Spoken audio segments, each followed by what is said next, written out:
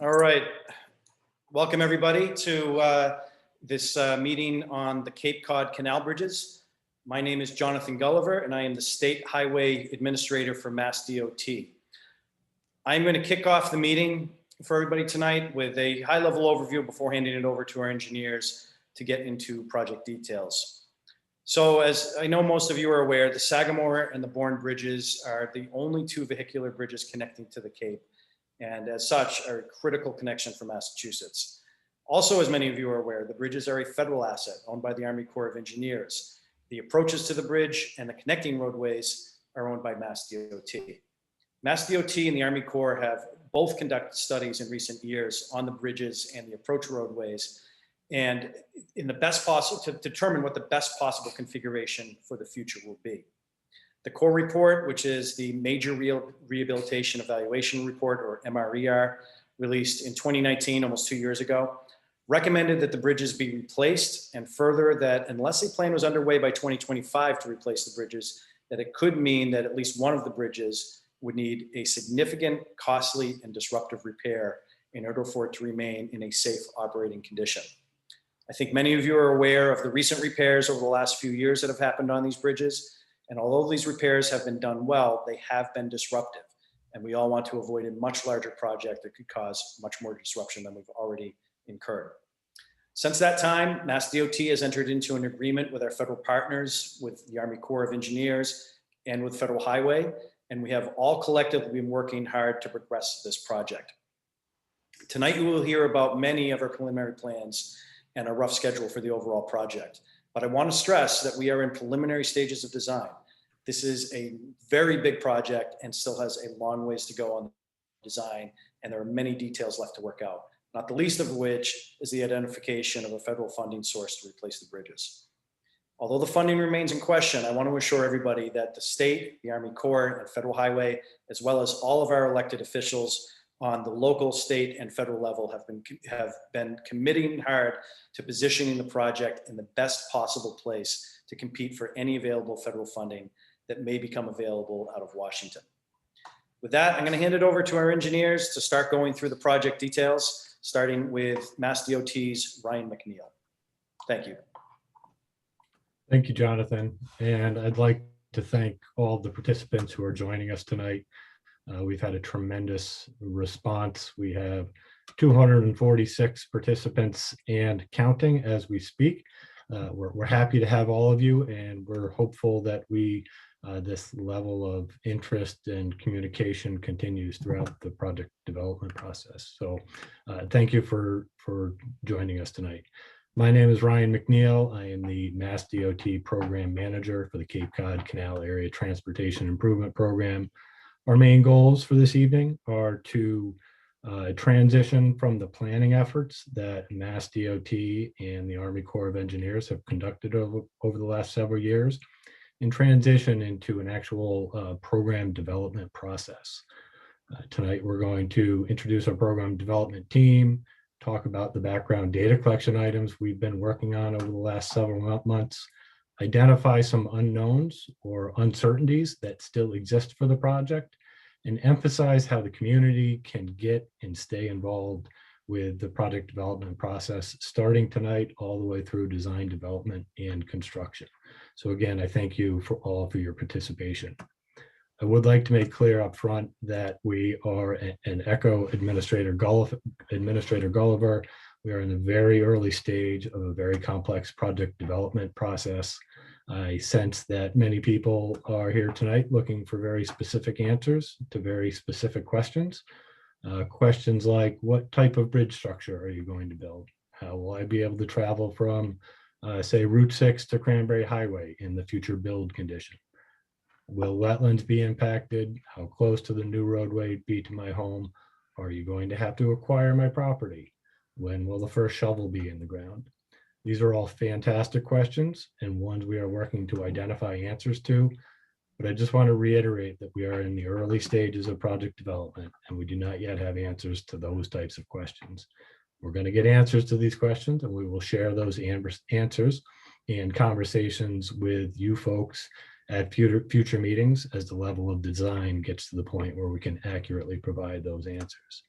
So to reiterate, the focus of tonight's meeting will be to transition from the planning to the project development phase, introduce the project team, and to let you folks know ways that we hope to keep and get and keep you involved throughout the entire project development process. We really want to hear your input, your concerns, your ideas, ideas that you may have on what the project need might be that'll help us develop what the end result is going to be. So with that, I'll turn it over to Michaela with DOT for help set some ground rules for the presentation.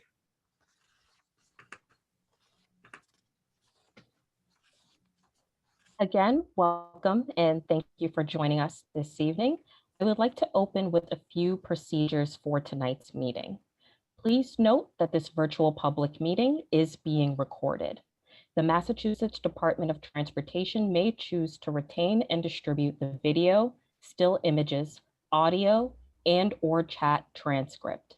And by continuing attendance with this virtual public meeting, you are consenting to participate in a recorded event. All recordings and chat transcripts will be considered a public record. If you are not comfortable being recorded, please turn off your camera, keep your microphone muted, and refrain from chatting in the chat box, else you may excuse yourself from the meeting. A few other important notes. Please note that you will be automatically muted upon entering the meeting, and there will be time for questions and answers at the end of the presentation, and I will talk more about how to participate shortly. We have interpreters who are translating tonight's meeting into Spanish and Portuguese. If you require this service, please click the interpretation button at the bottom of your screen, the globe icon, and select which language you wish to hear. At this moment, I would ask all English speakers to select English as their chosen language. This will allow you to hear translated non-English comments during Q&A. You can view closed captions by clicking the closed captions feature and selecting either show subtitle or view full transcript. Show subtitle will display captions at the bottom of your screen, and view full transcript will display the meeting's audio transcription in a window to the right. If you have any IT questions throughout the presentation, please reach out to Luke McInnes at 857-288-8215. Next slide, please. If you would like to share a question or comment during the Q&A period, there are a few ways to do so. If you would like to participate verbally, please use the raise hand button at the bottom of your screen. You will then be recognized and you will be unmuted at that time. We ask that you please state your name prior to sharing your comment or question. You may also type your question or comment in the Q&A box. It will be read aloud to the project team. If you are participating by phone this evening, you may dial *9 and we will call out the last digits of your phone number, then unmute your audio. We have a couple of hundred folks joining us tonight, and we would like to hear from as many people as we can ahead of the meeting's end at 9 p.m. We ask that you please share only one question or comment at a time and limit comments to 2 minutes to allow others to participate. And with that, I will hand it over to Dave. Thank you, Michaela. My name is Dave Anderson. I'm HNTV's program manager. And just to start our agenda today, first, we're just going to talk very high level about what the program may entail. We're then going to talk about the program history, touching upon some of the milestones that Administrator Gulliver mentioned earlier. We're going to introduce the program team, have a discussion regarding the program need, then talk about a lot of the data collection efforts that have been ongoing, and then talk about public involvement and some of the next steps in public involvement. And then, of course, we will take your questions. So regarding the program, what you see to the right, that is a graphic from Mass DOT's Office of Transportation Planning Study. That shows the program area in and around the Cape Cod Canal. Now, what we do know about this program for certain is this program will include the replacement of the Bourne and the Sagamore bridges. And that we also know, in order to replace these bridges, revisions to what that roadway alignment looks like for those roadways going across the canal will need some revisions. And as a result, we will need to look at how the local roadway networks connect up to that new mainline geometry. We'll also be looking at multimodal accommodation improvements throughout the area and utility relocations. We've already started conversations with various utility owners in the area, specifically those that are on the existing bridges, about relocation strategies. In addition, we'll be looking to see if there are targeted improvements that could be implemented independent of the bridge replacements and perhaps implemented early. But there's a lot that's going to influence how this program rolls out. And most important among them is the funding. We'll be interested in knowing the type of funding that comes. What is the source of the funding? When is that funding available? Will all influence whether we're looking at multiple construction contracts spread out over a longer period of time, or a small amount of contracts done in rapid succession or quickly. It will all depend on that funding and when it's available. We'll be looking at the various construction contracting methods that are available to us. And again, as I mentioned before, we'd be looking at independent utility. And by that, I mean likely a smaller project that would provide immediate benefit to the public and could be advanced independent of the bridges. Then we'll also be thinking, as we get deeper into the environmental process, look to see if there are distinct components of the overall program that we could implement early.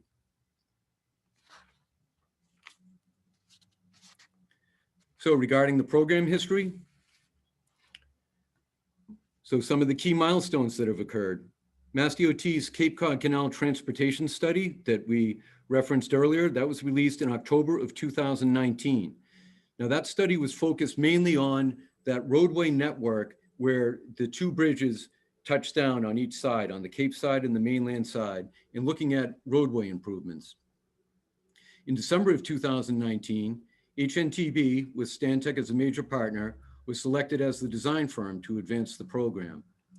Then in March of 2020, the Army Corps of Engineers published their Major Rehabilitation Evaluation Report and Environmental Assessment. This is a document that the Army Corps uses to document their decision-making process as to how best to invest their funds. Is it more financially appropriate to invest in major rehabilitations to the existing structures, or is it more advantageous to replace these structures in their entirety? So then in April of 2020, the Army Corps of Engineers Assistant Secretary of the Army for Civil Works officially announced the decision to replace the current Bourne and Sagamore bridges. This action really set the course for why we're here today. It is clear now that we need to proceed with the replacement of the two bridges. So in July of 2020, a memorandum of understanding was executed between MassDOT and the Army Corps of Engineers, outlining the roles and responsibilities of those two parties. And I'll talk more about that in a moment. Regarding the program team, of course, the United States Army Corps of Engineers is a critical member of this team. They not only own the existing Cape Cod Canal bridges, but they own the canal itself and are responsible for its operations. The Federal Highway Administration, they're a longstanding partner with MassDOT in the delivery of large transportation projects, specifically those involving federal funding. And then, of course, MassDOT's Highway Division. Earlier in the presentation, you met Ryan McNeil, who is MassDOT's program manager. Now, all three of these parties are actively coordinating as we speak, and there's just a tremendous spirit of cooperation amongst these three entities as we start that process of really advancing the project development process. Now, the Memorandum of Understanding. So this document, as I mentioned, outlined the roles and responsibilities. And specifically, it said, the Army Corps of Engineers will own, operate, and maintain the existing bridges until the new bridges are in place. They will also share information, provide technical support, and facilitate the transfer of ownership of the new bridges to MassDOT. And I can assure you that the Corps is keenly aware of this responsibility. They take the operation and maintenance of these bridges very seriously and are keenly aware of how important it is to keep these bridges safe while we advance the project development process. And as I mentioned previously, they've been a tremendous partner as far as sharing their technical expertise and just the information that they have available regarding canal operations and the bridges themselves. MassDOT was identified to lead project delivery in complete feasibility study and alternatives analysis, preliminary design and environmental permitting, and construct the replacement bridges. They will also own, operate, and maintain the completed bridges and approaches. And again, similar to the Corps, MassDOT has stepped up. The reason why we're here today on this call is because MassDOT has grabbed onto that responsibility identified in the MOU and is leading the delivery of this program.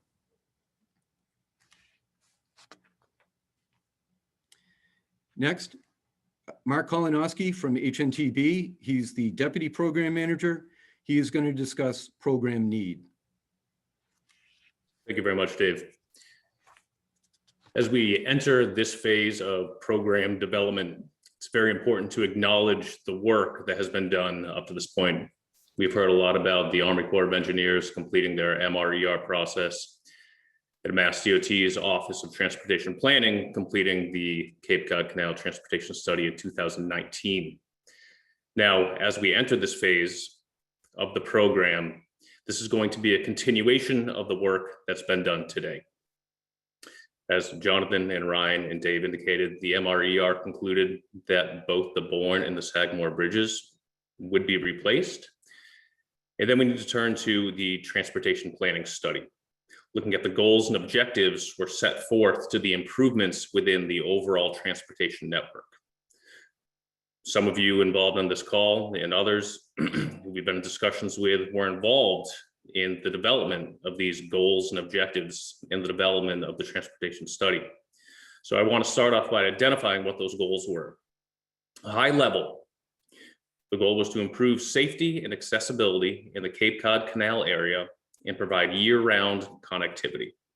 So that's high level, what the study was looking to achieve. Now, getting a little bit deeper on how this goal was to be achieved, the study defined a series of objectives. Next slide. Those objectives being to improve multimodal connectivity around the canal, ensure reliable year-round interconnectivity of travel within the communities on both sides of the bridges. This is going to be critical for the project team. This is a critical element for the project team to understand and acknowledge as we move further into design and program development. We understand that it isn't just tourism and visitors to the Cape that these bridges accommodate, but we have year-round users who rely on these bridges for the inter-community travel. And then lastly, to create reliable multimodal connectivity for first responders and in the event of evacuation. It's a priority that we as a project team, MassDOT, Army Corps, Federal Highway Administration, and all those who will be involved in this phase acknowledge that these two bridges are the way on and off the Cape. And in the event of an emergency or an evacuation, that there be a reliable access off the Cape. Next. So through the acknowledgement of the Army Corps of Engineers study and the MassDOT planning study, the project team or the program team has identified this series of high-level needs. They include addressing the condition of the bridges, addressing congestion within the local roadway network, addressing safety concerns in areas where there may be high crash rates, balancing visitor and residential needs, and providing and addressing the lack of bicycle and pedestrian accommodations. Now, many of you on the call have firsthand experience and knowledge on this project area. And what we ask of all of you right now is to help us understand your experiences and elaborate on these bulleted needs. Help us understand where critical areas and priority areas may be within the overall program area. You see a link here at the bottom of the screen, which is a means that you can communicate with the project. My colleague, Erica Blonde, will be talking more about that in a few slides. I'm gonna hand it back to Dave Anderson. Thank you, Mark. So now regarding our program development status. So we've been doing a lot of work around data collection. Field survey was completed in March of 2021. So that was a very important milestone for us. As of that date, we had available to us a base map that now gives us the ability to start overlaying alternatives onto an accurately surveyed base map. We've also completed wetland delineations in July of 2020, a vernal pool study in May of 2020, and a rare threatened endangered species survey in July of 2020. In addition, we took some traffic counts in August of 2020. I want to assure you that we understand that traffic in August of 2020 may not be indicative of a typical year on Cape Cod, but this is just one of the many data points that we will be using when we look at establishing our base year traffic volumes. We've also been doing some geophysical explorations. That photo you see on the right is work that we were doing back in December. We were actually bouncing sound waves off the ground as part of an effort to determine the location of boulders that may exist underground, as well as the approximate location of bedrock. What we intend to do in the future is supplement and validate that information by taking physical borings where we drill into the ground, we drill all the way down to bedrock, and understand the character of the bedrock as well. Next slide, please. As far as upcoming work, we're going to continue this data collection and analyzing the information we have to shape how we develop our alternatives. And this future analysis, there are a number of things that we're going to be looking at as we develop alternatives and compare one alternative to another alternative. We know that we need to understand the impacts to properties, to local and regional traffic patterns, to environmental resources, cultural, historic, and archaeological resources, and economic development. And regarding those impacts to properties, as Ryan had mentioned earlier, we are at the very early stages as far as looking at alternatives. But even at this very early stage, we know that the acquisition of property will be necessary. But at this particular point in time, when we're so early in the process, we're not at a point where we can say which of the properties that would actually be impacted and to what extent they would be impacted.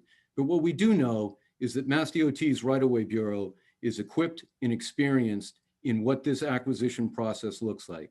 They understand the state laws and the federal regulations on the subject of acquisitions and are very experienced in navigating that process. And we understand how important it is to property owners to be able to look into the future and understand what is going to be happening to their properties. And although we are too early at this point to speak with any specificity, we are committed to sharing information as it becomes available. So at the earliest time possible, the public is aware of what these impacts to properties may be. So next, I'm going to turn it over to Erica Blonde from HNTB's Public Involvement. Good evening, and thank you for joining us this evening. Public involvement, as Dave mentioned, is a critical part of this program, and we're very happy to be here tonight with you to kick off this part of the process. Next slide, please. We will be having several rounds of public engagement focused on a variety of different topics as shown on the slide. We're in round one now in the summer of 2021, and round two will begin in fall of 2021. You'll hear about all of the topics that are listed on the screen, and we want your variety on all of them. Next slide, please. These rounds will continue well into the next year. Just a quick update on where we are so far. We've already received over 100 comments to date, so please do keep them coming. We are reading and responding to all of them. We know there's a lot of interest in the program, and we want to make sure that you have plenty of opportunities to share your input. Next slide, please. So there will be a number of opportunities to ask questions and provide your comment in a variety of different means. So we've already met with a number of stakeholder groups as well as elected officials, and we're looking forward to continuing that communication throughout the process as well as through these public meetings. We'll use a number of other strategies as well, including a project website that we will be keeping up to date that I think many of you have mentioned or have seen. We'll be using social media, and we'll also be conducting direct to stakeholder outreach. Next slide, please. So unique to this project, we'll also be using MassDOT's public involvement comment tool to solicit feedback for the program. You can use this tool to subscribe to program updates and leave comments with your information so that we can continue having a conversation with you even outside of these more formal public meetings. Next slide. Using the comments geospatial feedback tool, you can let us know if there's areas of particular concern within the program area. And comments entered through this tool will receive a response from Mass DOT. So we encourage everyone to share this link and their QR code that's seen on the screen with friends and colleagues. This is only the beginning of a really robust process, and we're looking forward to a lot more opportunities to hear from you over these next several months and year. So again, thank you for being here this evening, and I'll hand it back over to Dave for next steps. Thank you, Erica. So, as Mark mentioned earlier, we're looking for your feedback regarding how we develop the program need. And the web address you see here is the way that you can let us know what your thoughts are regarding the program need. This is a very important step for us as we move forward. During the summer and fall, we'll be establishing an advisory group, engaging with them, conducting meetings, and working on strategy to advance the program. In the fall, as Erica mentioned, we plan to be back out for another round of public meetings. And then throughout this period, we'll be continuing our data collection effort, our data analysis. We'll be continuing this great coordination amongst the 3 agencies involved and continue to engage the public and stakeholders. And now I'd like to turn it over to Michaela to begin the question and answers. Thank you, Dave. Like Dave mentioned, with that, we will now get ready to get into the Q&A portion of the meeting. And right now, I'd like to have Dan Fielding open up the floor. Thanks, Michaela. We just want to take a second to recognize the support of the federal delegation who we've met with, and also Cape Cod's state delegation who we've also met with and have been supportive, particularly Senator Susan Moran, Senator Sear, Representative Vieira, Representative Whalen, Representative Peak, Rep Diggs, Representative Zaros, and Representative Fernandez have all participated along the way. I didn't see any of them on the participant list today, but I'm not sure if their staff may have joined, but you can feel free to raise your hand if you'd like to comment. But on behalf of the team, we just wanted to thank the officials for their support and advocacy of our work. Thanks. Thank you, Dan. And so with that, as a reminder, please use the raise hand button to participate verbally. The Q&A box is also available and can be used to submit written comments or questions. If you're participating by phone, please dial *9 to raise your virtual hand. And again, we ask that everyone share 1 comment at a time and limit comments to 2 minutes to allow others to participate.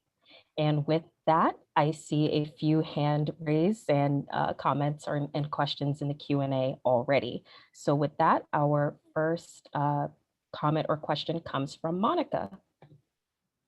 Monica, you are now unmuted.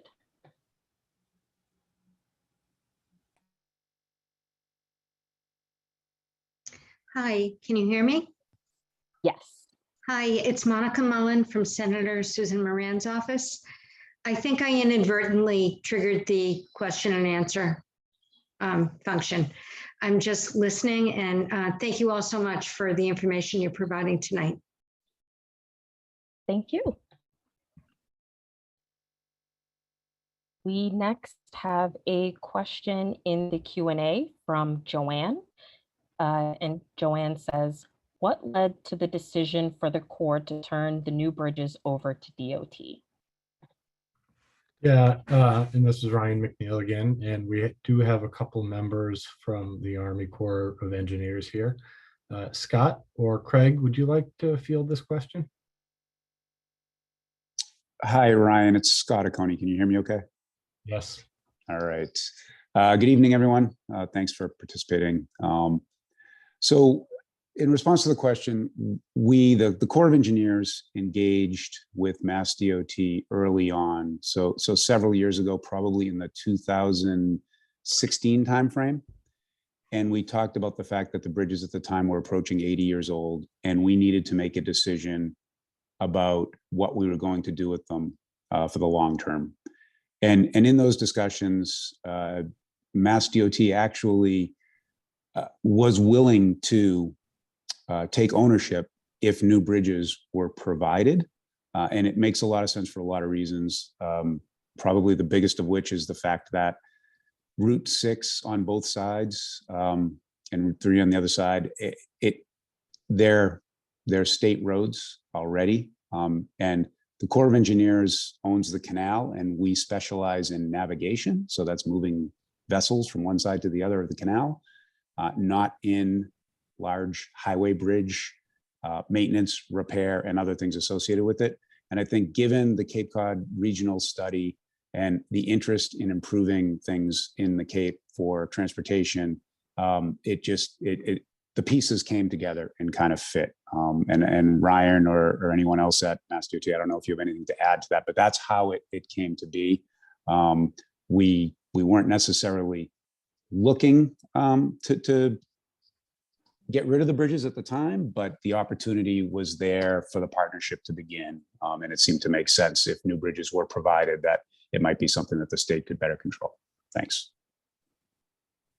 Thank you. And thank you, Joanne, for that question. We next have a raised hand from Tom. Tom, you are now unmuted.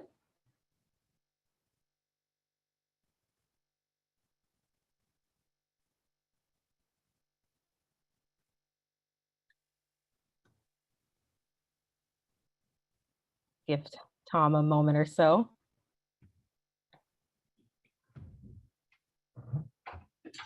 Okay, we can come back to Tom.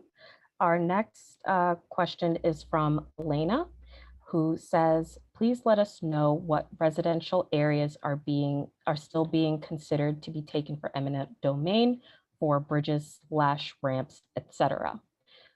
Specifically for us, Sir Lancelot Weldon Park. We've received many letters for years, none recently, within a year or so, and are desperate to know if they have decided they no longer need our home, or if they know they do. Please let us know, or even if it is still under study for potential ED, economic development. Just desperate for an update on our home. Thank you.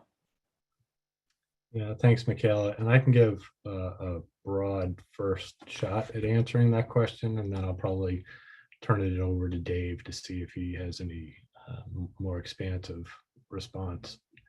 Elena, this is kind of one of the questions that we referenced at the beginning of the presentation. We know it's a critically important question for folks who live near the bridges and near the approach work.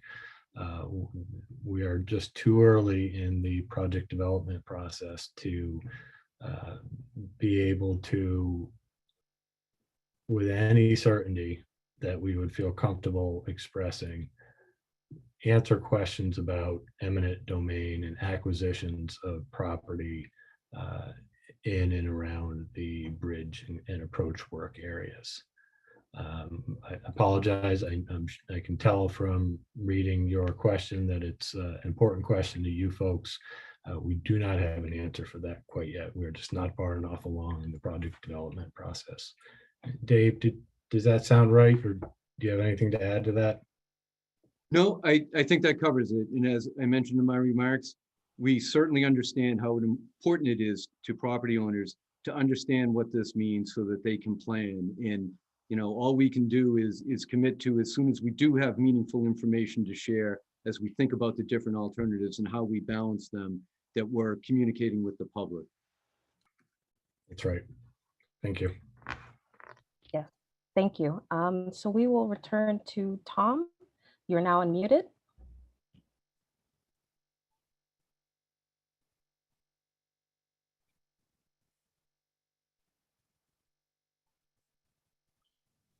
Tom, we can't hear you.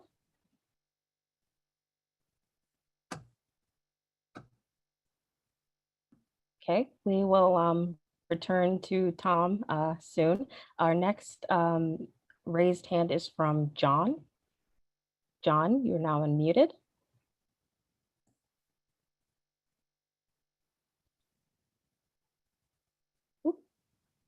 We'll circle back to John as well. So our next question is from Karen. Will anything be done to improve radio reception along the Cape side of the canal? I'll give a shot at that and be very straight up and say, I'm not sure the department or the program development has any control over radio reception along the canal. Certainly something we can look into if we can facilitate better locations for radio signals or radio towers. Might be something in future project development we can maybe identify if the need is there, and we can identify a simple solution. That might be something we can consider down the road, but I'm not aware of anything we can do now to assist with that. Thank you, Ryan, and thank you, Karen, for that question. Our next question is from Peter, or rather a comment. And Peter says, funding for the maintenance of the bridges and infrastructure after the federal government turns over the bridges to Mass DOT is a major concern. And then Peter follows up with a question asking, how is the funding going to be secured moving forward after the construction? Yeah, there's a couple questions there. And Dave, I'm going to turn this one over to you. Well, I would say this, as I mentioned in my earlier presentation, how important funding is to shaping the program, how it's delivered and how long it takes to deliver it. And, this is another area where we're at the early stages of identifying funding and where is that funding going to come from. So, I don't have a great answer right now, other than we certainly know there's a need. We certainly know these bridges need to be replaced and replaced soon. And the sooner that we can get funding identified, the sooner the Corps can feel more secure in their plans for the future maintenance of the bridge, and the more secure we can feel in the timing for actually constructing the replacement bridges. Great, thank you. So I will unmute John to ask a comment. So you are now unmuted, John. Yes, so I have questions about pedestrian and bicycle issues. And my first most fundamental question is the Army Corps of Engineers required to provide pedestrian and bicycle access to cross the canal? So John, this is Craig Martin from the Army Corps of Engineers. It is a requirement for us to provide access to pedestrians, and we do that via the pedestrian walkways on the bridges as they are currently. Great, thank you. Our next question is from Tom. Tom, you're unmuted.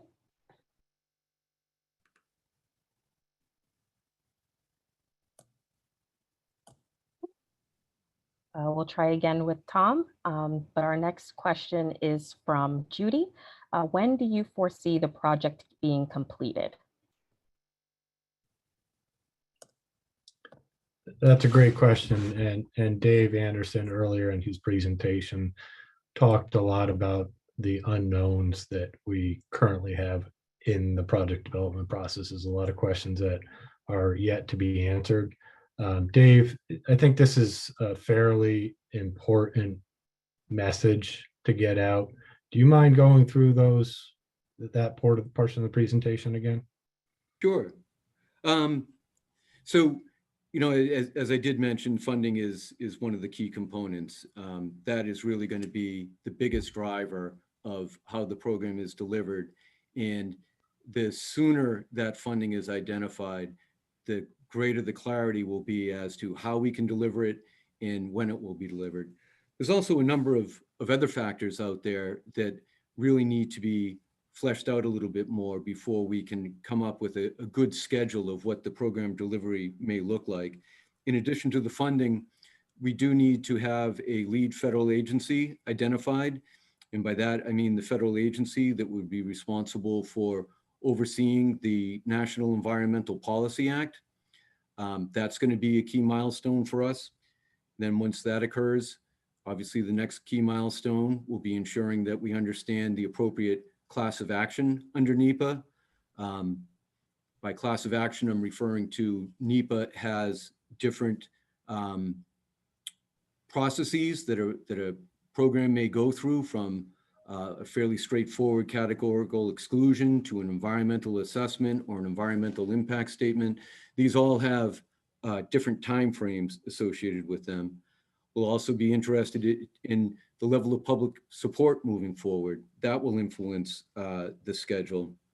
And then, as I mentioned earlier, just looking at how we package the construction projects, the extent to which the funding or permitting or other matters may cause the work to either be broken up into multiple contracts that spread out over a long period of time, or whether it's one single contract that's implemented all at once. And of course, I talked about the utility relocations earlier. It's obviously important to remove the utilities off of those existing bridges prior to their demolition.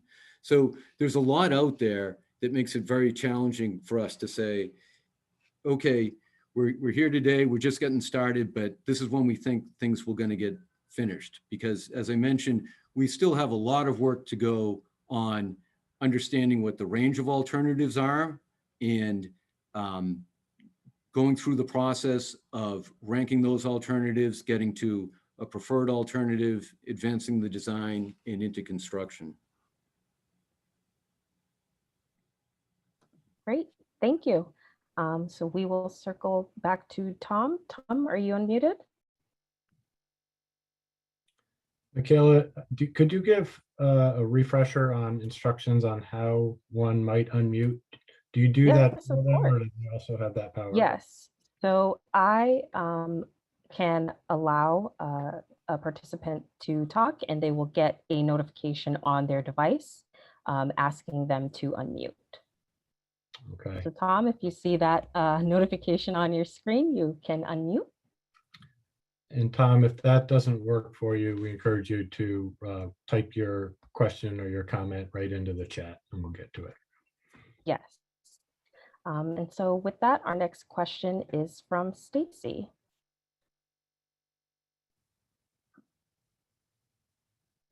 Hi, can you hear me? Yes. So I typed my question, and basically I'm concerned as a resident in Bourne who commutes daily to Sandwich about the traffic nightmare that occurs during maintenance of the bridges. We experienced that in May. The traffic backed up for miles and miles, and I myself ended up calling Bourne, Sandwich, and the Army Corps of Engineers on several occasions, and each entity said that I should call the other one. I did call the state police also, and they informed me to call Army Corps of Engineers. And so no one knew who was in charge of the traffic. There was no traffic assistance. I watched people pulling out into oncoming traffic to get out of the bumper to bumper traffic. And I watched some near accidents that could have been catastrophic had there been an elderly person involved. And I'm just wondering what your comprehensive plan is to mitigate and manage the traffic with the towns, the state police, and the Army Corps of Engineers. It's a great question, and those repairs that the Army Corps conducts over the last several years are just another example of why the big project is coming while we're developing this project, so we can get away from those. Are you? First of all, I love the bird sounds in the background. Makes me happy. But are you talking about more near term, more now?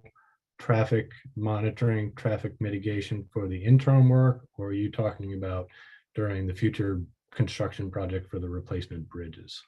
We're really both, because I work on Route 6A and the traffic from, beyond Jarvis Street all the way to the Bourne Bridge, bumper to bumper, with no headway. People were going through Mashpee just to get to Bourne. It's frustrating that you can't even go through the Otis base on some of their back roads. There's just no way to get anywhere. And so it's an issue now. And I can imagine with the size of the project you're taking on, that it's going to be a much longer and much more painful traffic situation. Right.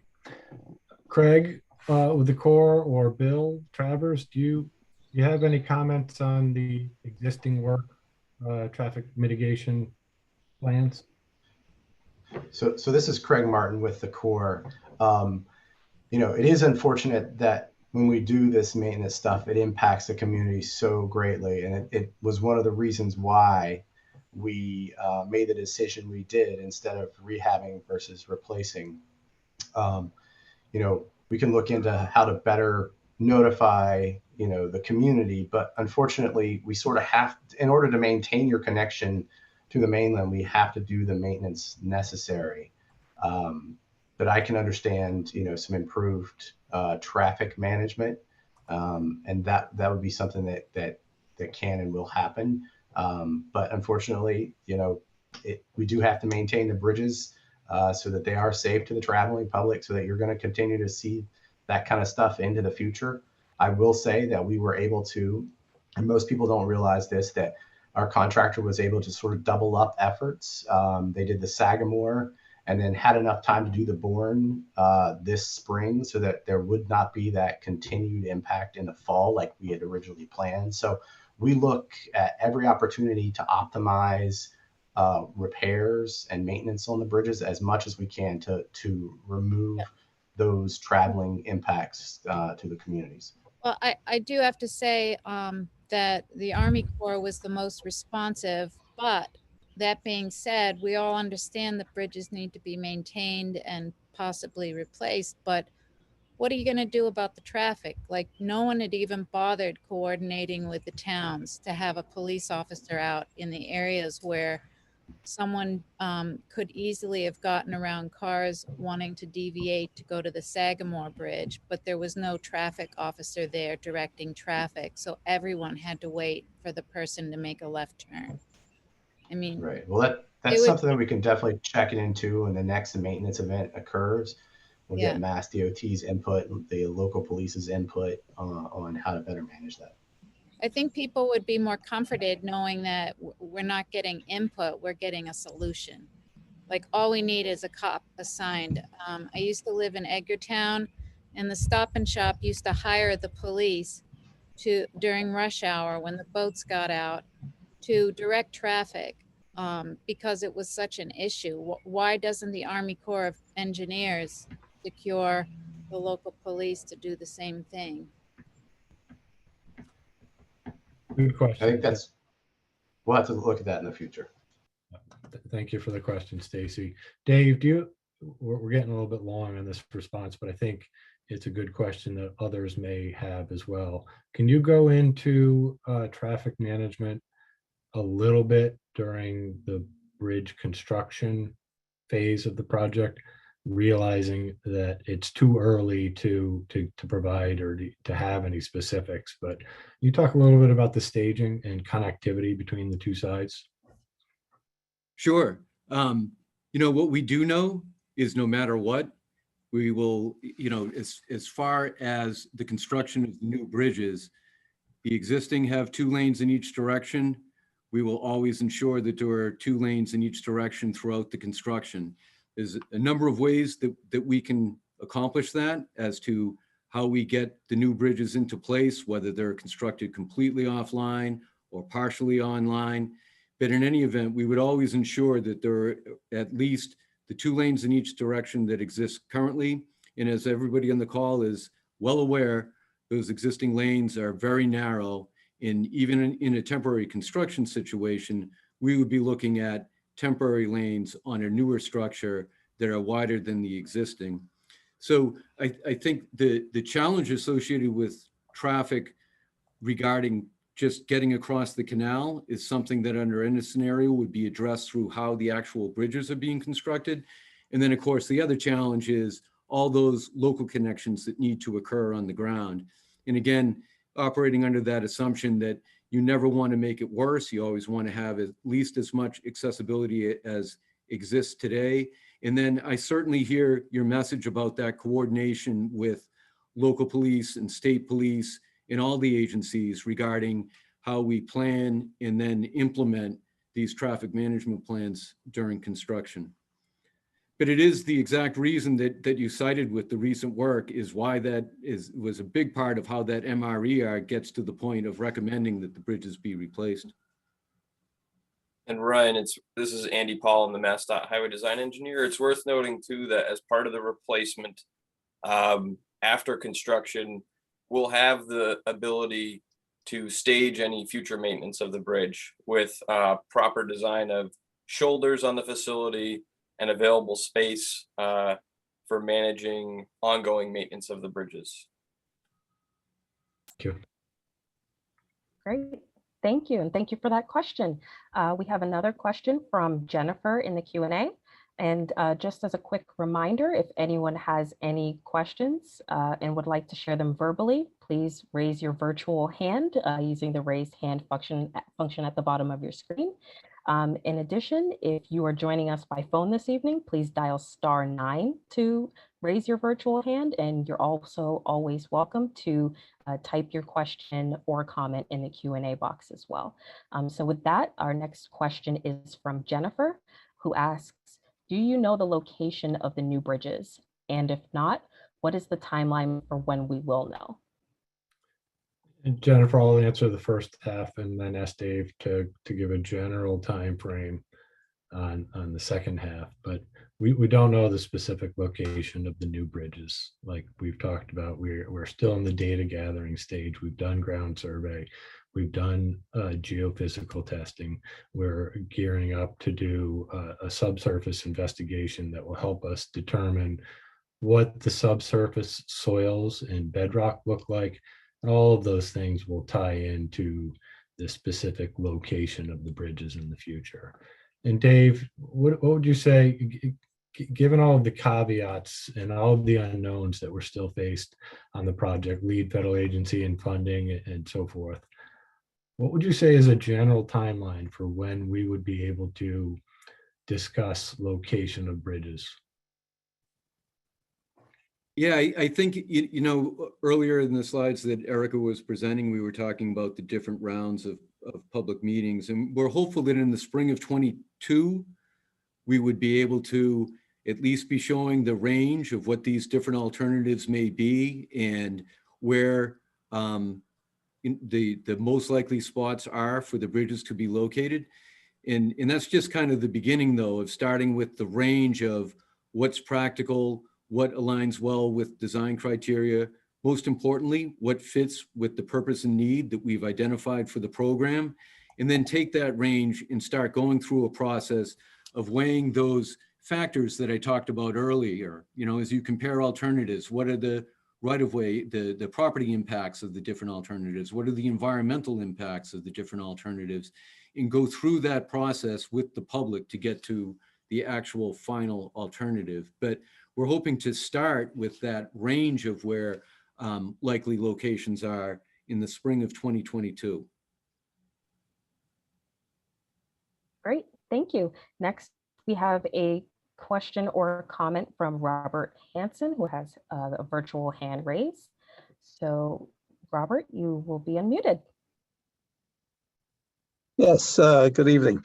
I'm a resident of Mashpee and a consumer of natural gas. And I understand the Sagamore Bridge provides the only sole source pipeline that delivers natural gas to the entire Cape. And I was wondering if DOT or the federal agencies involved or the utilities are providing maybe a more robust delivery system utilizing transmission across both bridges for natural gas, or other means such as tunneling under the canal to make the system more robust? Thank you. Thank you for the question, Mr. Hanson. It's a very good one. We've had quite a few coordination meetings and communications with utilities over the last year or so. In fact, we met with them in the field about a month ago to talk about the future of the utilities crossing the canal. It was clear to me that, and there's two utilities that are involved for the gas specifically. It was clear to me that they were paying attention. They had a lot of coordination on their own about what the future of those utility lines would be. Dave, would you like to go into just a little bit of detail about the current state of the thinking of the utility companies?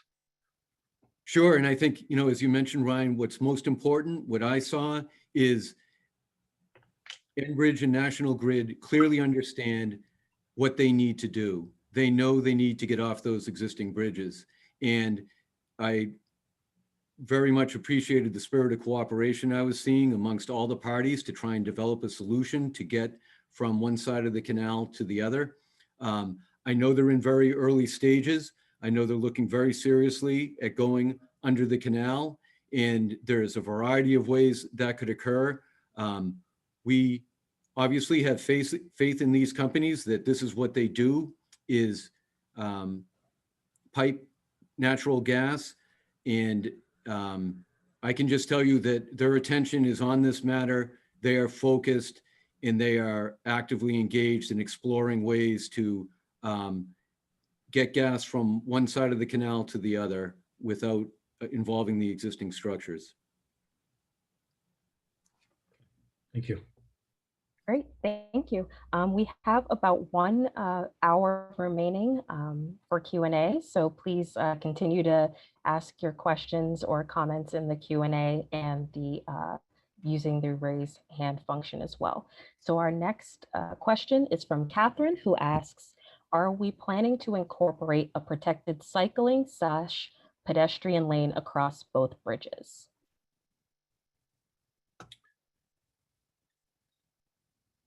Great question. Maybe a detail we're not to the project development design point where we have specific answers to that, but conceptually, can somebody weigh in on that? Ethan or Andy or even Craig? Bicycle and pedestrian accommodations across the canal? Yeah, so as part of our Cape Cod Canal study, we definitely envisioned bicycle pedestrian facilities over the bridges. It was conceptual, so as Ryan noted, we didn't get into detail, but I think from a bicycle pedestrian standpoint, separation is key to comfort level. So I think as we move forward into project development, that is definitely a design detail that should be considered. And I'd like to add to that. That's kind of exactly the type of comment and question that we're looking for. Mark Kolonowski earlier in the presentation talked a lot about project need, and that's where we are on this project. We are on background data collection and identification of the specific project need. That once we identify and understand the project need, we will then look forward into how the project can meet those needs. So thank you for your comment. Great, thank you. Our next question is from Glenn Cannon, who has a raised hand. Glenn, you are unmuted.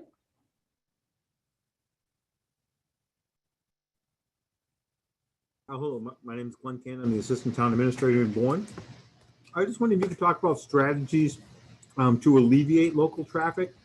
I know you don't have specific plans right now, but if there are strategies that we could look at, maybe like say, I think there was a mention of short-term improvements that could be done in the near future, and maybe we could hear some of those, or just your ideas of what we could do, well, let's say in the next 5 years to alleviate some of the local traffic that we're seeing now while we're waiting for these bridges to be designed and built. Thank you very much. Yep, thanks for the question. So I would say I'd go back to the very beginning of the presentation where we identified this as a program.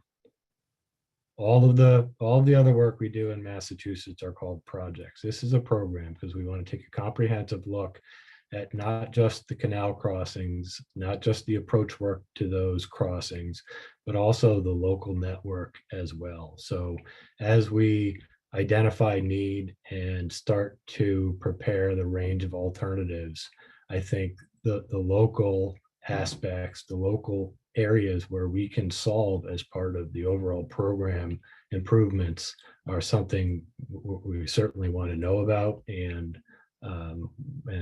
we'll work to improve as part of the project.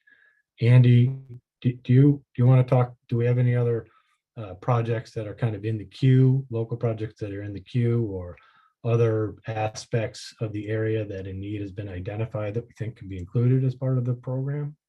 Yeah, I think as part of just a continuation, Glenn, of the efforts that Ethan and our planning office had as part of the planning study was to identify not just, as Brian mentioned, one project, but a program of projects, a menu of alternatives, if you will, aimed at an implementation plan.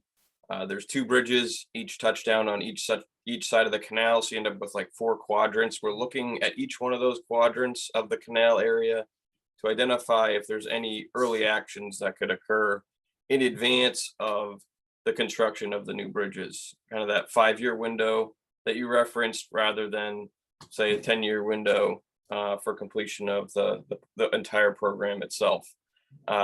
As part of the planning study, Belmont Circle, Bourne Rotary, kind of a host of other intersections were identified. So I would encourage folks to go to the mass.gov website and look at the Cape Cod Canal Area Transportation Study. If they're looking for information on what was looked at, we're using that as a basis for what we'll use going forward. So we're not committing to any early action at this point in the process, but have the data in hand now. And going forward, we'll look at the timing and implementation of those efforts. Great, thank you. Our next question is from Mary Jane, who asks, please identify how the stakeholders will be identified, and once they are, how can they be contacted for comments? That's a great question. Dave, can you field this? Or Mark? Yeah, I was thinking maybe Mark or Erica would be in a good place for this one.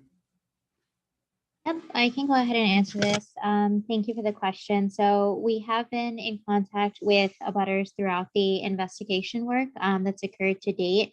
As you see on the slide currently, we do have a subscription form to sign up for those that have not been receiving our emails. We know we have many of you, but not all of you. And so you can visit this project subscription form at any time to sign up. We'll also continue to work with a number of the stakeholder, local organizations, stakeholder groups within the program area to help disseminate information through their social media and website channels. And Mary Jane, I believe you also had a question about those that might have trouble with the tool. And so maybe I can just go ahead and answer that now, that there is an email address on the program website that you can feel free to email if you have any trouble using the tool. We're also happy to jump on the phone with you and do any kind of walkthroughs that might be necessary or helpful so that you can feel comfortable leaving your comment. Thanks. Great, thanks, Erica. Our next question or comment is from Andrew Jones, who has a virtual hand raised. Andrew, you are unmuted.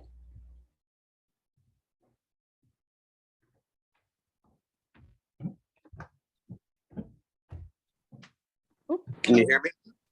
Yes. Okay, hi. Andrew Jones. I'm actually from New Bedford, but used to live in Sandwich. And I guess I'm going to kind of bounce off of Stacy, and I presume it was the assistant town administrator from Bourne. Have you considered looking into seeing if maybe with the new bridges, instead of 2 lanes each way, we could possibly do more than 2? I'm thinking that may help relieve some of the traffic, because when I used to live in Sandwich, I'll back her up sometimes. It would even go to Quaker Meeting House Road. on Route 6A and Route 130. It was Pascatuet Road sometimes. Andrew, as part of the planning study, in conjunction with the MRER that was conducted by the U.S. Army Corps, the recommendation for replacement included the addition of one lane in each direction on the structures as they go over the canal, to be used for access to and from the local ramps.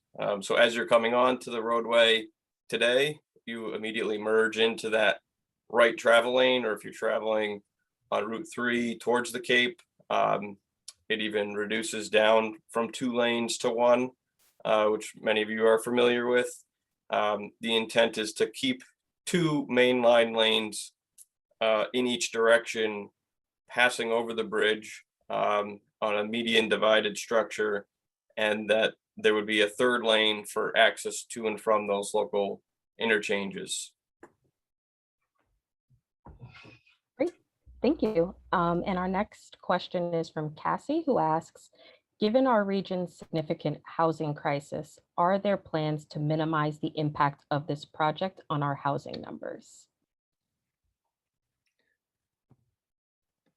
Impacts to personal property is a question we don't have the answer to, but I will tell you globally, we are always looking to minimize our impacts to property takings and in particularly home takings.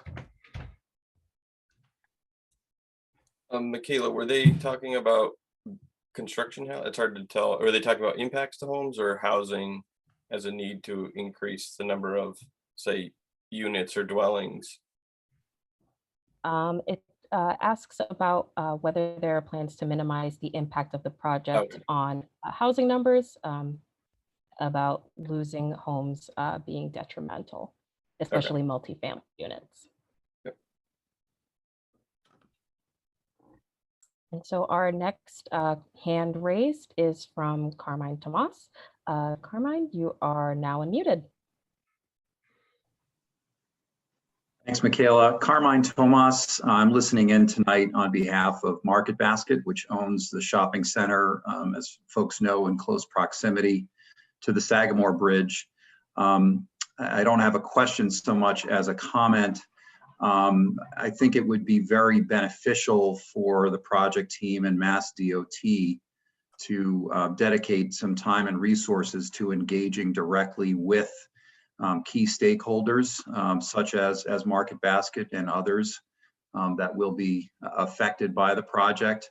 We certainly understand the fact that the project is in its very initial stages. The impacts are not known, and really all we're looking to do at this point is to establish a dialogue that we think is mutually beneficial between us as property owners and the project team, to be able to share information collaboratively as the project moves forward, and to be able to just, as I said, initiate a productive dialogue that we think is mutually beneficial. So that's essentially my comment. Carmine, it's an excellent comment, and it's one of the things we're looking for here. Can you be, or can you be the point contact with Market Basket for the project team? Nope, we lost him. So Carmine, great question.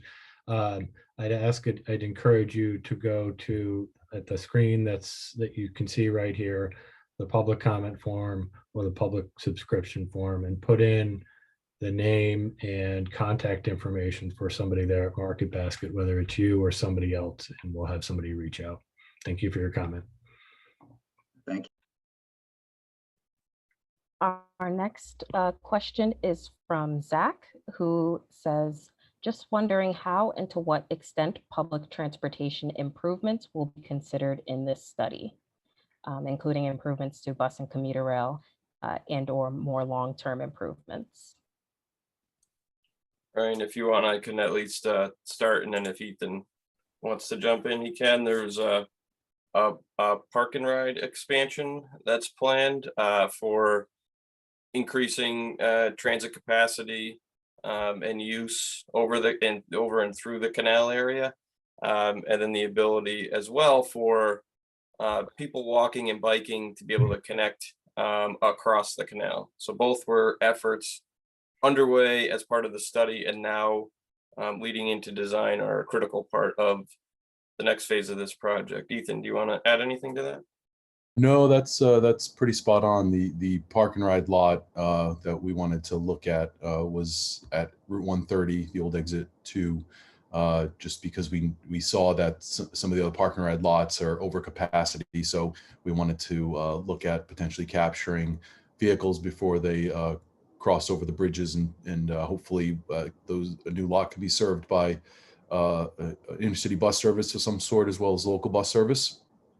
And yeah, to your point as well, Andy, we did look at a lot of connectivity to the canal service road, to the bridges, to the local community. And so that was a big look. We didn't just look at the gateway locations, but we looked at intra connectivity in Bourne as well. Great, thank you. And we now have a verbal question from Mary Jane. Mary Jane, you're now unmuted.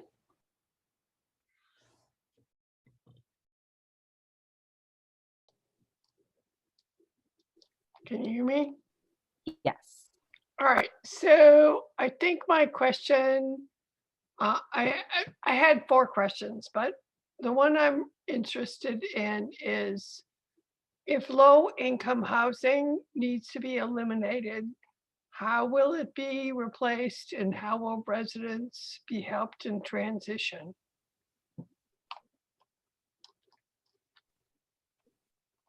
That's a great question. In my experience on my projects, we have not had to do that. We as we've stated multiple times, we don't know what our impacts will be, so we can't talk specifically about a particular impact. We do have a representative from our right-of-way department on the call, and if it would be beneficial, I think, Derek, would you mind talking through in general the right-of-way process if it's identified as a need for this project? Sure, can you hear me? Yes, sir. Yeah, so just, I guess, generally speaking, there's certain protections that are put in place for residents that are impacted by a project like this, particularly one that receives federal funding. With respect to housing, any properties that would be acquired with residents displaced, those residents would be provided with advisory services and, potentially financial benefits associated with what's called the Uniform Relocation and Real Properties Acquisitions Act, or the Uniform Act. So there's protections from both a federal standpoint and a state standpoint to provide relocation assistance to anybody that would be displaced. Thank you, Derek. Yeah, thank you. And we next have a question from Russell, who asks, how will you be planning the emergency management of the Cape and implement the bridge project that is underway? Will local agencies be working with state and federal agencies closely? Yeah, that's another great question. Dave, do you want to start by talking about our conversations with our operations folks?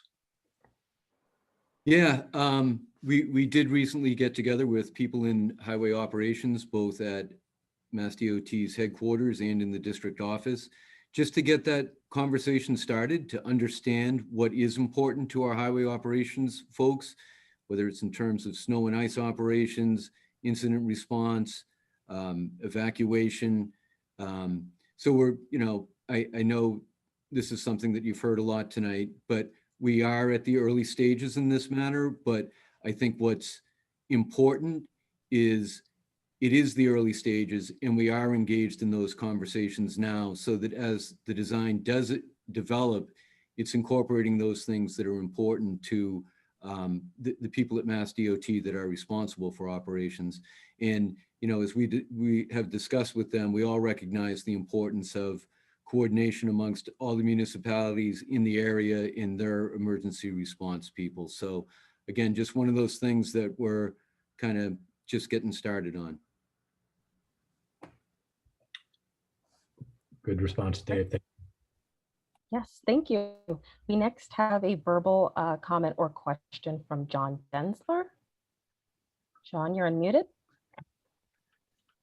Yes, there are large tie-ups on 28 heading off the Cape, sort of between 3 and 6 p.m. during the week. This is not even talking about Sunday night, mainly caused by the rotary by the state police. In your plan, are you going to eliminate all rotaries? Because that is a serious problem. And I can give you some history where removing the rotaries made a big difference in the capacity of the roadway. Right, I could handle that one. My name's Andy Paul again. As a continuation of the efforts of the planning study, the Bourne Rotary, Belmont Circle, as well as other congested intersections are going to be looked at individually.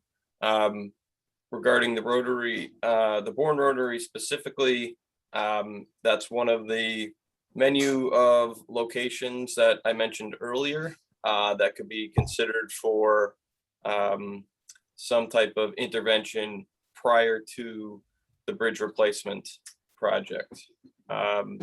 We've worked extensively on rotary retrofits throughout the Commonwealth of Massachusetts, and in some cases have very successfully implemented rotary retrofits at a handful of locations to alleviate congestion related to peak hour queues, as well as reduce the number of crashes at those locations. So a technique that we would look at implementing here as well. Thank you, Andy. Great, thank you. We have another verbal question from John. John, you're now unmuted.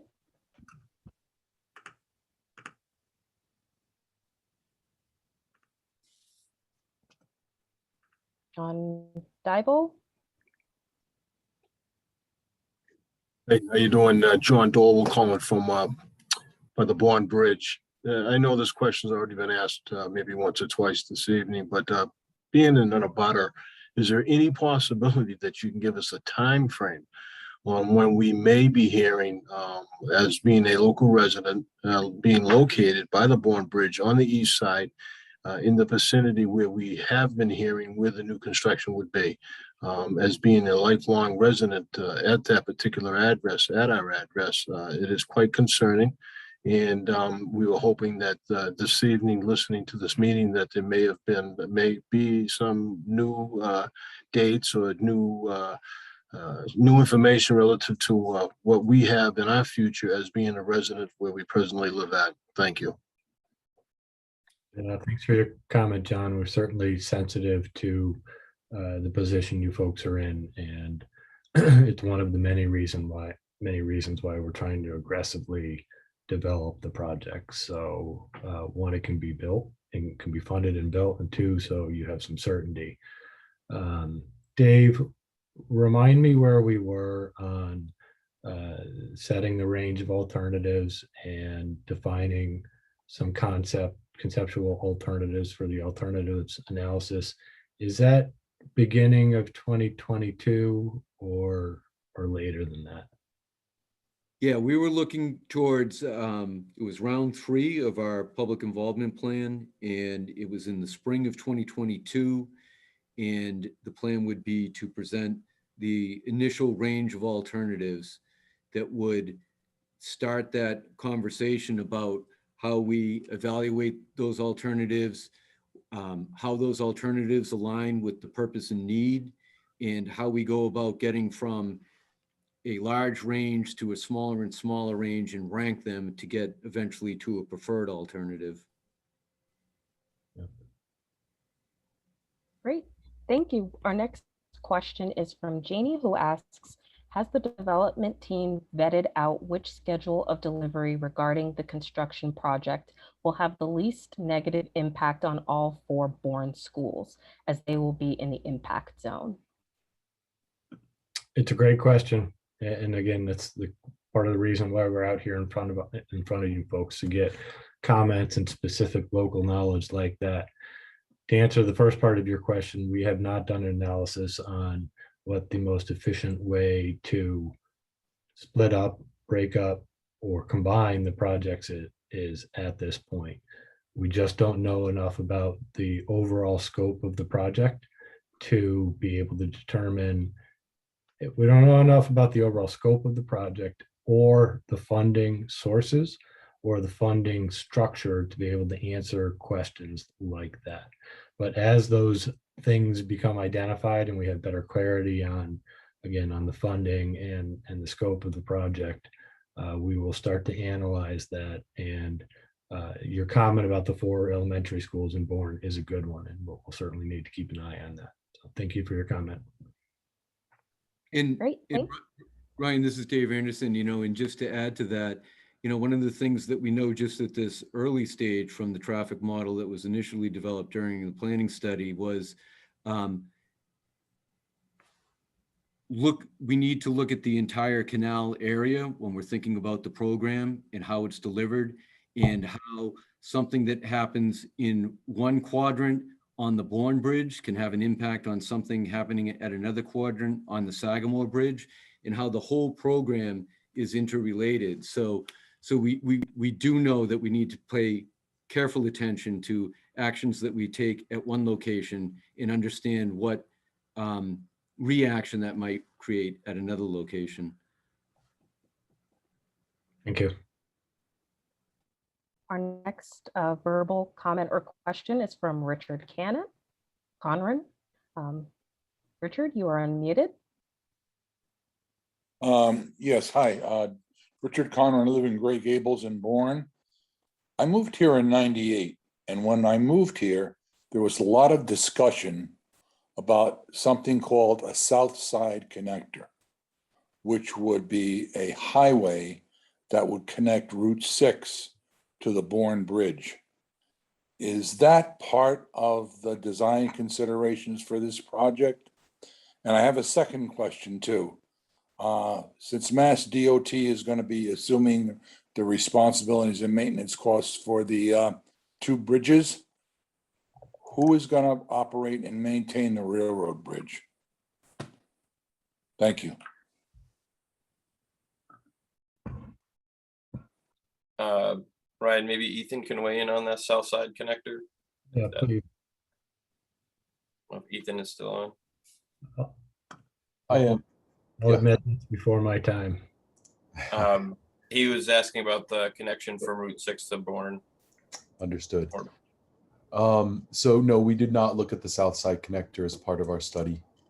I think the South Side Connector has a lot of impacts, and from what I understand, there's a lot of community opposition, but that was definitely earlier than the study timeframe as well, and it's not something we looked at as part of the study.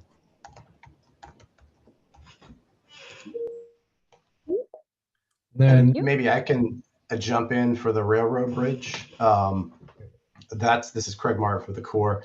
That's still the Corps' property. We would still continue to maintain and operate the railroad bridge independent of any new bridges. That one, we just did a retrofit in the early 2000s, and we continue to maintain it, and it's going to be our property for a while. So thank you, Craig.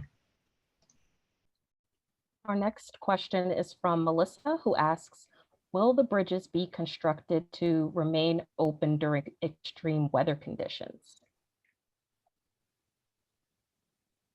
That's a great question, and we do not have our structural folks on the call tonight. But Dave, do you want to give that a shot? Sure. One of the things that we talked about when we did meet with highway operations people at Mass DOT is the current procedures that are in place regarding high winds and closing the bridges to traffic. So we do know how important that is. And there are a lot of considerations around wind as far as how we measure it, how we communicate. Again, it goes back to some of the things we were talking about earlier about that communication amongst Mass DOT, the Army Corps, state police, and local police. So that's one part of the equation, is just the ability to use the bridge in high winds and the safety of motorists. And the other part, as Ryan mentioned, we do not have our structural experts on the phone now, but I can assure you as this program advances and we get more involved in developing the bridge designs, though they will be active participants in these calls. But I know just in talking to them that if you're designing a bridge up here in this part of the country, that wind and how a bridge behaves in wind is a very important consideration. Thank you. Thank you. And thank you for that question. Our next verbal comment or question comes from Jeffrey Belzikian. You are now unmuted. Thank you so much. There has been, I'm the abutter on the Cape Cod side of the Sagamore Bridge, the Christmas tree shop property up to Adams Avenue. There's been a lot of exploration, discussion over the year or so that I haven't been part of. There's been the Cape Cod Chamber has been against or for the closing of exit 1, which is the exit in front of my property. I'm very worried about that exit closing and would like to have input into some of the discussions going on behind that. How can I get involved? Ryan, if you want, I could start to handle it. I think the question really is about how to get involved. I think we are embarking, as we've said several times, on the alternatives analysis, and no one alternative, even from the planning study, is set in stone for us to advance. So really tonight is the beginning of the process where we are engaging the public, looking for your input tonight and on future evenings or through our website to raise issues like the exit 1 access that was referenced, to make sure that all abutters are included in the conversation about how the alternatives are developed going forward. Both exit 1 as well as all other access points are identified as critical to the communities, the businesses and residences that live in and along and work or operate businesses in and along the canal. So going forward, how do we maintain access to and from the local roadway network will dictate the success of this project.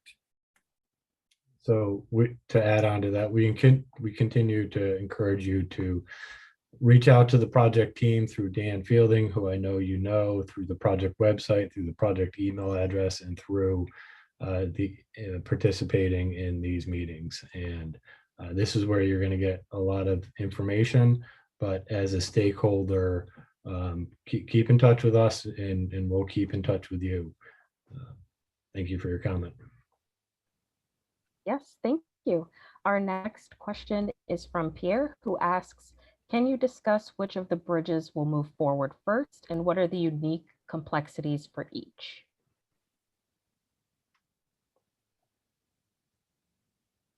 Yeah, so that's a question that we're really too early in the project development process to identify. There's a lot of decisions that go into those choices, and we don't have the information yet available to make those decisions. Dave, do you have anything to add to that? No, I don't. Nope. Okay. Thank you for your comment. Thank you. Our next verbal comment or question is from Patricia Adams. Patricia, you're unmuted.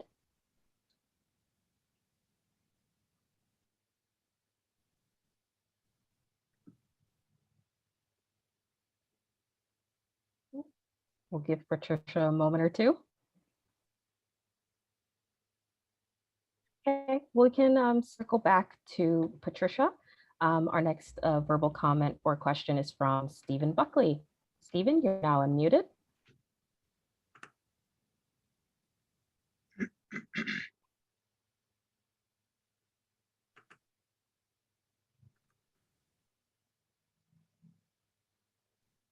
Another minute or so, or another moment or so for Stephen.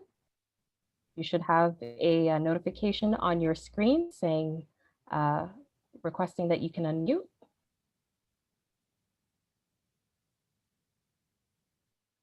All right, so we will come back to Patricia and Stephen. But with that, our next question is from Jennifer, who asks, have you considered doing one larger bridge in the middle of the two bridges to allow for a steady flow over the two existing bridges during construction? Ethan, is that something that you or the Corps considered in depth during either the DOT planning study or the Corps' MRER?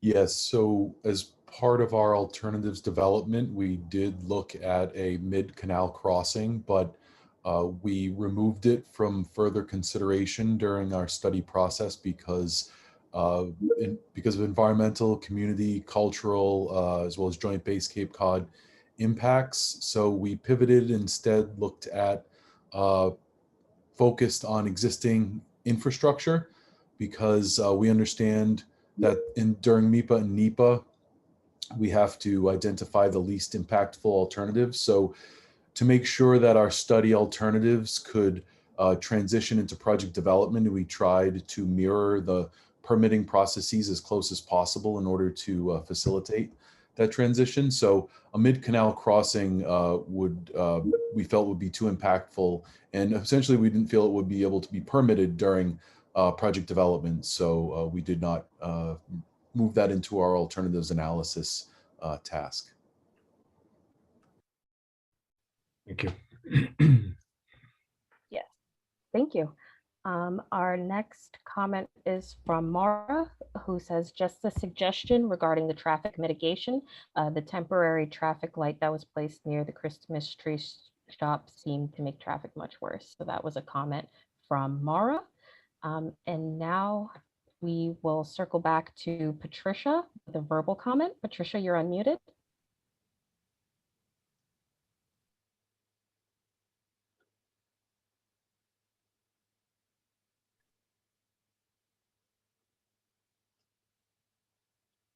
I can't hear you, Patricia. Okay, we'll circle back to Patricia Adams. And we'll, right now, Stephen Buckley, you're now unmuted. Okay, can you hear me now? Yes. Okay, that's because I was putting something in the chat box and then there's no notice when you're putting something in the chat box. It's only when I come back to the main screen. So I just want to let you know that, because how would you know, right? So anyway, of course, I have total sympathy for all the people who live in the Cape Cod Canal area with all the traffic, especially peak periods and so forth. Everybody on Cape Cod, I guess, has been caught in it, but you guys get it worse. I totally understand that. And I totally understand for anybody who's got caught in traffic, if only there was another lane, we could just, all this congestion would go away. The thing is, what happens is that it's only a short-term fix, because what happens is when you widen the bridges or any roadway, people where there had been congestion discover, hey, there's no more congestion there. You can go to the Cape and save an extra hour.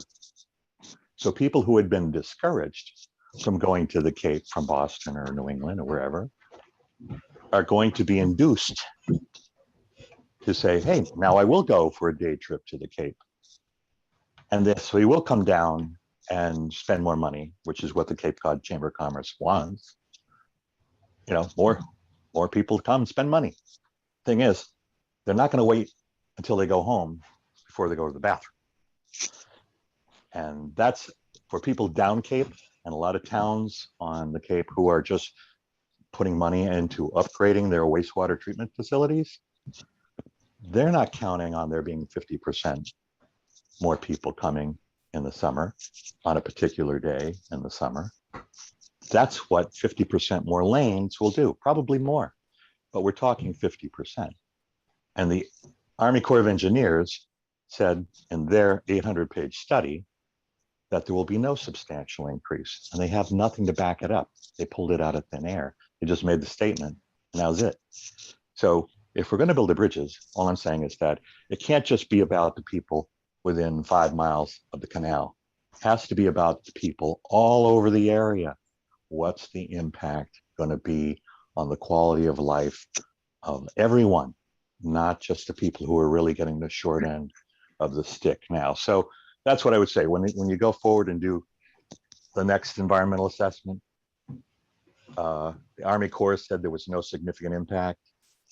To me, it's like you're going to spend $1 billion and there's no significant impact or effect on the quality of human life in the Cape Cod area. So at least it's eyes wide open. That's all I'm asking, is that there be an eyes wide open aspect of what's going to happen downstream, not just within 5 miles of the canal. Thank you. And I think, one of the things that Steve mentioned in his comments was the increased number of lanes on the bridge.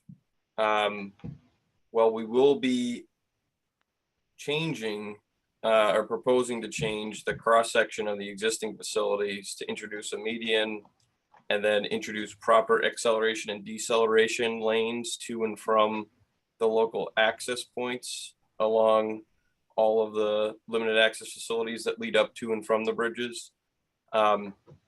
Really, the extent of those lanes is limited to on and off ramps to and from those connection points.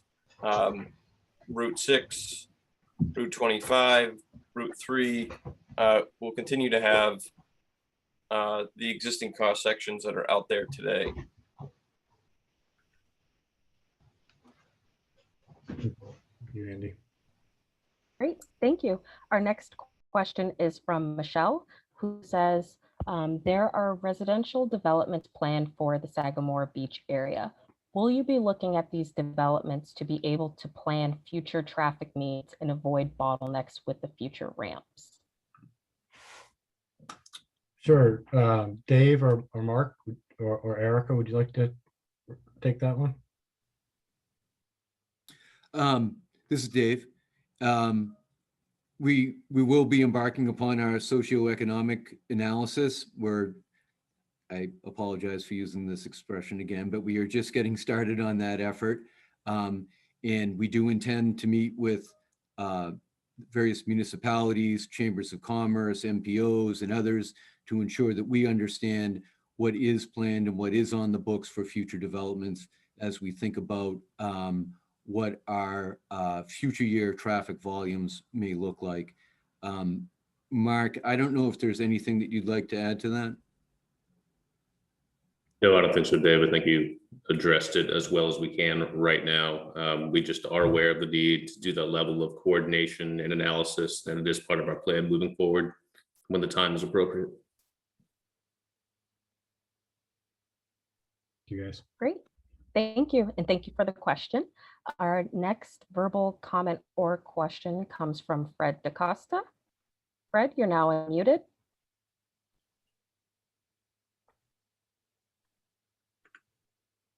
I've been fortunate enough to attend some of the meetings prior to the COVID lockdown that were held at Bourne High School, and have been following some of the numbers that have been thrown out. And one of the numbers that sticks out in my mind is 80,000 cars per week crossing the existing bridges, and 20 commercial vessels per day navigating the canal. Now, really where I'm going with this is, if you peel back all the layers of the onion, aside from the actual deterioration of the beautiful bridges we have, what we're Uh-oh. Oh, it looks like we lost Fred.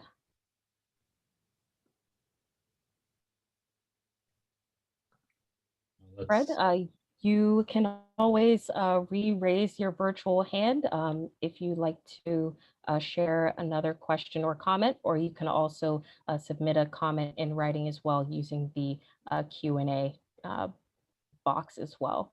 And so with that, our next question comes from Andrew, who asks, would you keep the names of the bridges the same? Good question. Again, not a detail that we've considered at this point. And I would, as the project develops, that is probably an answer that can be provided well over my head. So it's a good question. I would suggest maybe that as we start to identify what types of bridges there will be out there, if there is a groundswell of support for naming the bridges one way or the other, I'd encourage you to reach out at that point.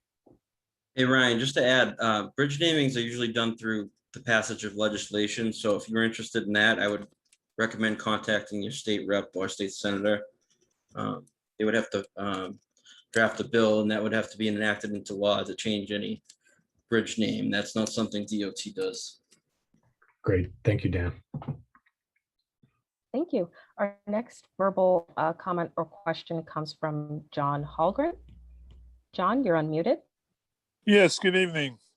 I know this is very early in the process, but right now the bridges we have are very scenic photographically and so on, and are basically nationally known. You can say that's the Cape Cod Bridge. So I'm hoping when you design this that you don't just create another generic bland bridge that looks like anything else. And maybe to go along with that, have you ever thought about the idea of having a double-decker bridge that would somewhat simulate the current style, with the upper level coming on the Cape and the lower level going off? It might minimize the amount of land taking too. Yeah, thank you for your comment. So you're right. It's a little bit early on to determine bridge type structure, bridge structure type. But every time that we do, we recognize the sensitive nature of the canal and the Cape area, and a desire to have a visually appealing bridge will be one of the parameters that I believe we will consider and ask you folks to consider as we develop bridge types and bring them out to the public for input. Great, thank you, and thank you for the question. Our next question comes from Tom, who asks, do you have specific plans for follow-on meetings? Will they be once a month, or will there be a calendar of the next several meetings? Yeah, Erica, do you want to go through? We've kind of laid out general timeframes for the future meetings. The next round, this is round one. The next round will be this fall of 2021, and we've got specific things where we think general things where we think we want to talk to at those meetings. Is it possible to slip back to that slide real quick? Leah, I think that's slide 19. Yeah, so to answer the question, this is how we propose rolling out future meetings and the general topics we'll be covering at those meetings. We anticipate the project development process having a robust and thorough public and stakeholder involvement process. So we are committed to these meetings. We are committed to hearing from you folks. We are committed to presenting to you information as it becomes available to us and getting your input on it as we make decisions about the future of the program. Great, thank you. Our next verbal comment or question comes from Michael Sorrenti. Michael, you're unmuted. Hi, thank you for taking my question. I'm hoping that the state will be more honorable this time in their payments to people who do lose property via eminent domain. And I hope the elected officials listening in are listening to me. Also, I find it hard to believe that you're going to leave Sandwich Road alone. Is that true? Andy, do you have, my first response to the Sandwich Road comment was, we're not at the point where we're able to determine what the future of Sandwich Road is going to be. But Andy, do you have any perspective on that? Just if Ethan, if you know, were there any alternatives that were ruled out of the planning study? I'm not sure if that Right. was in a part Yeah, of that no, discussion. we did. That was actually a very specific question I asked as well. And so from an operations standpoint, Sandwich Road is not, it has the capacity for the east-west flow movement. It's the connections at either end that create the bottlenecks. So from our operations analysis that we conducted during the study at a conceptual level, Sandwich Road did not need additional capacity, but obviously during project development, that may be something that's looked at. Great. Thank you. And thank you for that question. Our next verbal comment or question comes from Mary Jane. You're now unmuted.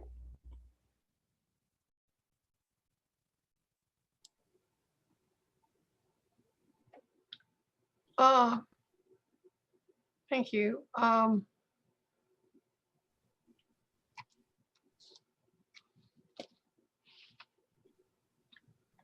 think one of my questions is that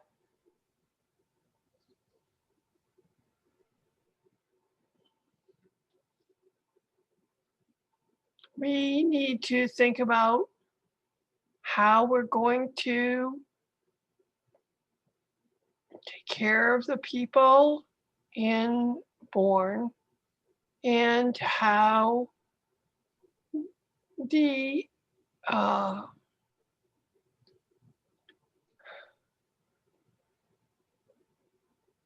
traffic concerns are going to be considered. Thank you. It's a good comment, Mary Jane. We appreciate it. That's why we're here. We want to hear the concerns and the needs of the members of the community. We've met with the town of Bourne itself. We want to continue to hear what's important to you folks regarding the program development and the future build condition. So thank you for your comment. And Ryan, maybe I'll just add that while we're maybe flying at 30,000 feet right now and giving an overview of the program and the direction we're heading in, the online tool allows folks to make comments on a very specific location. So if Mary Jane or others have comments related to their driveway or access point or exit 1 was mentioned earlier, you can drop a pin on the map. That's an online tool that we're going to be using to consume feedback from the public. So don't feel like it's too early to make those comments, even if we are kind of a few steps away from putting pen to paper on the alternatives analysis.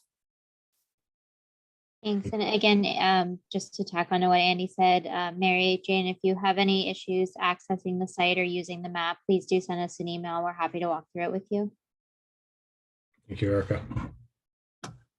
Great, thank you. We have Fred DaCosta with us to share a virtual, or to share a verbal rather, comment or question. Fred, you're now unmuted. Yes, and please let me apologize. I was outdoors on a beautiful Cape Cod night and my battery died as I was speaking before. Your time is valuable, and I'll really get to the point.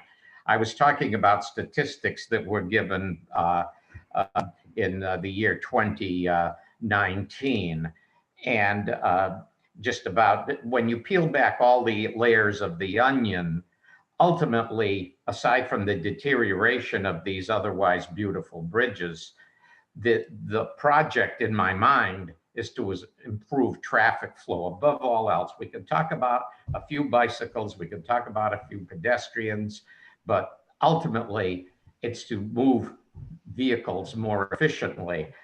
And I happen to be old enough to remember the inauguration of the Southeast Expressway in 1957, which was essentially declared obsolete on ribbon cutting day.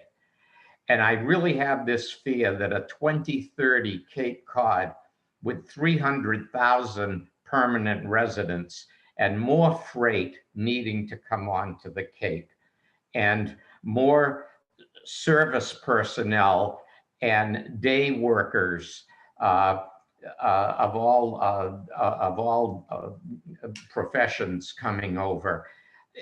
I'm really concerned that the existing scheme of, I'll call it 4 lanes in either direction, 2 on each bridge, is simply, we could blacktop 20 square miles on either side of the canal. But when it comes down to just 2 lanes inbound and 2 lanes outbound on each of the 2 bridges, I would just want, if the design is not hardened yet on these bridges, and we can't put a 3rd causeway style bridge in the middle of the canal to tie into the Mass Military Reservation, then I really believe that the money should be spent on and not on height. The designs that I saw prior to our COVID lockdown that were suggested were lovely, elegant, graceful designs, but the bridges were going to be similar in size to the existing bridges, but they would never accommodate a contemporary cruise ship or a contemporary battleship for military purposes. And it seemed like they just were unnecessarily large relative to all the recreational traffic in the canal and the handful of barges and tour boats that go on the canal. I'm really not asking a question here, but I'm just really concerned that what will probably end up is a $2 billion project by the year 2030, when it's all said and done, servicing a larger population on Cape Cod, whether we want a larger population or not. There will be a larger population. With all of the heavy traffic, this 2-lane, at least even the Southeast Expressway had to adopt the zipper lane. And so the bottom line is we really need to invest in width and capacity to carry over. And yes, I know, where do the cars go when they touch on the Cape side of the canal? Where do we put them? That's what you professionals have been retained to do, to make those determinations. But you know, I would urge you not to want your careers tied to a project that ends up being obsolete on opening day. Thank you for taking my comment a second time. Thank you for your comment, Mr. DaCosta. So we've got about 8 minutes left. Michaela, see if we can push through a few more of these questions. Yes, we have a couple of questions in the chat related to the same topic, so I'll kind of combine those together. They ask about the makeup of the advisory group and how much local representation will be in the group. Yeah, Mark, do you want to respond to that? Yeah, absolutely. So the makeup of the advisory group is still under consideration. The advisory group is certainly going to be a means by which, you know, we engage with key stakeholders and solicit feedback and help to inform the design as we advance. But at this point, it can be assumed that the advisory group will be a continuation of the group that was pulled together as part of the planning study. It will be different. It will look a little bit different. This is a different process, but it'll mainly be a continuation of that. We wanted to get through this first round of public meetings. We'll probably be looking to later on in the summer, possibly early fall, to convene that advisory group.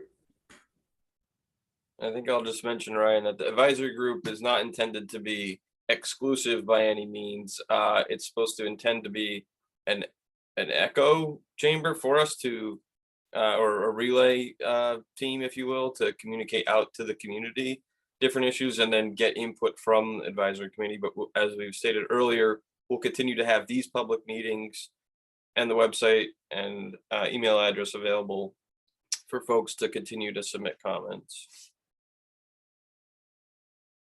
Great, thank you. And thank you for those questions regarding public involvement. We have a raised hand from Barry Johnson. Barry, you're now unmuted.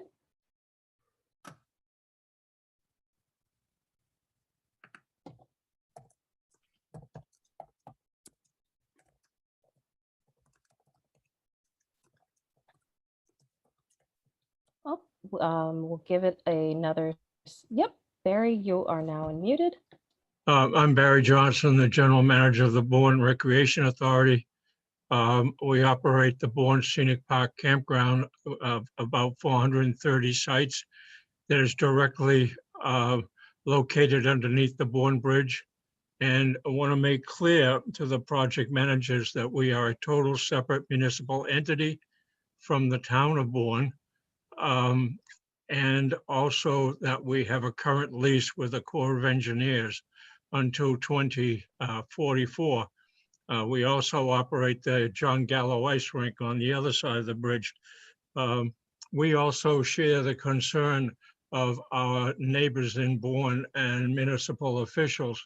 But I just want to ask you to please restate to all of us where we can let you know our names, addresses, etc., so we can possibly have direct meetings or at least with others that are directly involved in this, as opposed to people that might be on the outside.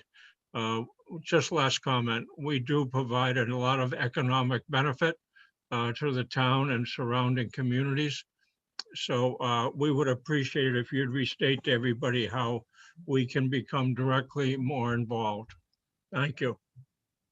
Yeah, great comment. Thank you. And we're gonna work to wrap up.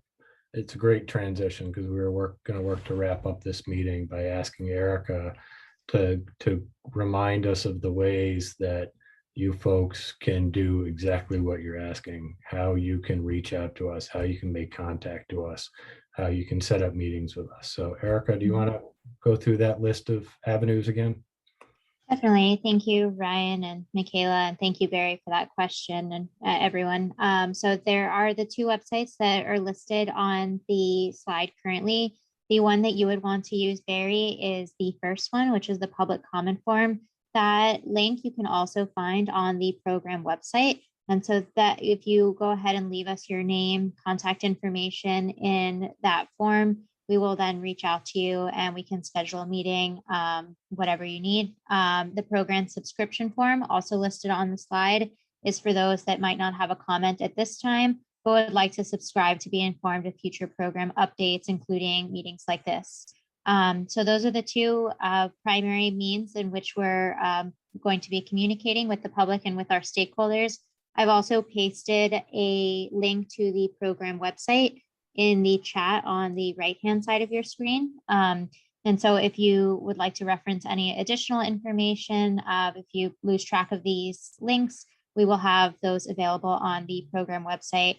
And just a reminder to everyone that we also have another public meeting tomorrow, same time, similar place, back on Zoom. And so the content covered tomorrow will be the same content that was covered tonight. But if you have any friends, family, colleagues that weren't able to attend this evening, we absolutely encourage them to join us. We'll also be posting a recorded version of the meeting on the program website. So with that, I will turn it back over to Ryan and Michaela for final thoughts. Yeah, and again, my final thoughts are to thank all of you for participating. I think at our highest, we had over 300 or almost 350 attend. this meeting. That's the kind of input, that's the kind of participation, that's the kind of excitement we're looking for. We want to hear from you. We want to be in your community. This bridge and this program and the approach work is clearly going to sit in your community and affect your community and benefit your community. And we want your input. We want your involvement. So I again, just reiterate, thanks for joining us tonight. We won't be strangers and you don't be strangers. Thank you. Dave, did you have any last comments or? Nope, just thank everyone for your participation. Great. Right, and just that we'll be, that this was recorded, we'll be posting it to our website. So folks can access or share with other people that you engage. Excellent. Thank you all. Have a great night. Stay cool.